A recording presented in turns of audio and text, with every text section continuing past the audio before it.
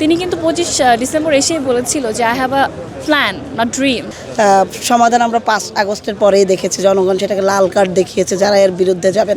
জনগণ তাকে সমর্থন করছে, জনগণ তার মতো একজন নেতা চায়। তিনি কিন্তু একজন ভিশনারি লিডার, যাকে কেন্দ্র করে প্রত্যেক রাজনৈতিক দলই আসলে উৎসাহী যে আসলে তার কার্যক্রম কেমন হওয়া উচিত, যেহেতু তিনি এত বড় একটা দলের অভিভাবক। তো আমি অবশ্যই মনে করি তিনি যেইভাবে দেশের প্রত্যাবর্তন তার হয়েছে এবং তার পরবর্তী যেই দিক নির্দেশনা বা তার কার্যক্রমগুলো সেটা কিন্তু খুব সাকসেসফুলি হচ্ছে। এবং তিনি কিন্তু 25 ডিসেম্বর এসেই বলেছিল যে I have a plan not dream. তো অবশ্যই তিনি যেহেতু প্ল্যান করেছে, তো অবশ্যই সেটা সাকসেসফুল করার জন্য কিন্তু সেই প্ল্যানগুলো করেছে। তো সেভাবে এগোচ্ছে আমার মনে হচ্ছে।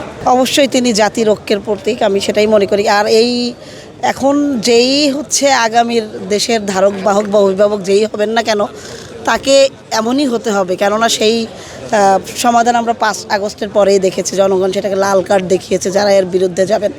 তো আমার মনে হয় সেই সহ অবস্থান তার বক্তব্যের মাধ্যমে ফুটে উঠেছে। সে দেখাইতে সক্ষম হয়েছে যে তার সাথে যা হয়েছে, জিয়া পরিবারের সাথে যা হয়েছে, বাংলাদেশ জাতীয়তাবাদী দলের সাথে যা হয়েছে, সেই বিদ্বেষ, সেই প্রতিশোধ পরায়ণ, হিংসাত্মমূলক কোনো ধরনের বক্তব্য সে রাখেনি। সে শুধুই বলেছে ভবিষ্যৎ বাংলাদেশকে সে কোথায় দেখতে চায়, সুন্দর বাংলাদেশ গড়ার জন্য সবার যে অবস্থান, তো সে এটাই বোঝাইতে চেয়েছেন। আমার মনে হয় সেই বাংলাদেশের অভিভাবক হওয়ার যোগ্যতা রাখে। দেশ নেতা তারেক রহমান বাংলাদেশে আসার পর থেকে, বাংলাদেশের মাটিতে পা দেওয়ার পরবর্তী মুহূর্ত থেকে আমরা ওনাকে ওয়েলকামিং করার জন্য যে জনসমর্থনটা দেখেছি, আমরা এটা বলতে পারি যে জনগণ তাকে সমর্থন করছে, জনগণ তার মতো একজন নেতা চায়। And already he said I have a plan. তার একটা বাংলাদেশ নেতার প্ল্যান আছে। আমার কাছে মনে হইতেছে আমরা যেভাবে তার প্রতি জনসমর্থন দেখতে পাচ্ছি, জনগণ সকল স্তরের জনগণের যে ভালোবাসাটা দেখতে পাচ্ছি, আমাদের কাছে মনে হচ্ছে তারা আমাদের দেশ নেতা তারেক রহমানকে আগামী প্রধানমন্ত্রী হিসেবে জনগণ দেখতে চায়। এবং উনি যদি বাংলাদেশের প্রধানমন্ত্রী হন, বাংলাদেশের সকল স্তরের জনগণের যে আশা আকাঙ্ক্ষা আছে, আমাদের কাছে মনে হচ্ছে সেটা শতভাগ ফুলফিল হবে। সে স্বদেশ প্রত্যাবর্তন হওয়ার পরবর্তী সময় থেকে যে তার বক্তব্য, তার রাজনৈতিক দূরদর্শিতা, চিন্তাভাবনা এবং যে তার নীতি নৈতিকতার জায়গা থেকে এসে তার বক্তব্যের মধ্যে বেশি এসেছে।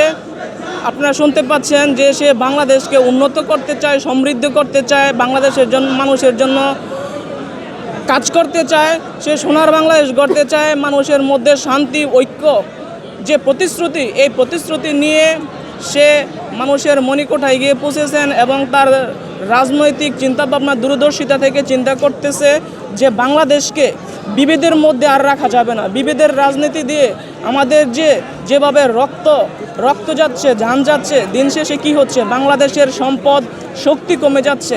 সেই জায়গা থেকে সে মনে করছে ঐক্যতাই বিএনপির বড় শক্তি, শান্তি সমৃদ্ধির মধ্য দিয়ে বাংলাদেশের মানুষকে নিয়ে সোনার বাংলাদেশ গড়বে।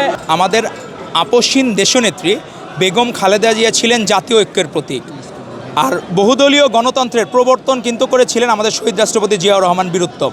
তো আজকে যে আপনি বলেন পারিবারিকভাবে, ঐতিহ্যগতভাবে যখনই দেশ দুঃসময়ে পড়েছে, দেশ কষ্টে পড়েছে, সেই কষ্ট লাঘব করার জন্য এগিয়ে এসেছিলেন শহীদ রাষ্ট্রপতি জিয়াউর রহমান বীরুত্তম, পরবর্তীতে আপসহীন দেশনেত্রী বেগম খালেদা জিয়া। এবং আপনি দেখলেন সাধারণ মানুষের কত আগ্রহ তারেক রহমানকে নিয়ে, তারা যে তাকে হৃদয়ে ধারণ করে। ছাদের থেকে মানুষজন দেখা গেল কোনো জায়গা থেকে, বাস থেকে, রিক্সা থেকে, ট্রেন থেকে সবাই হাত নাড়াচ্ছে।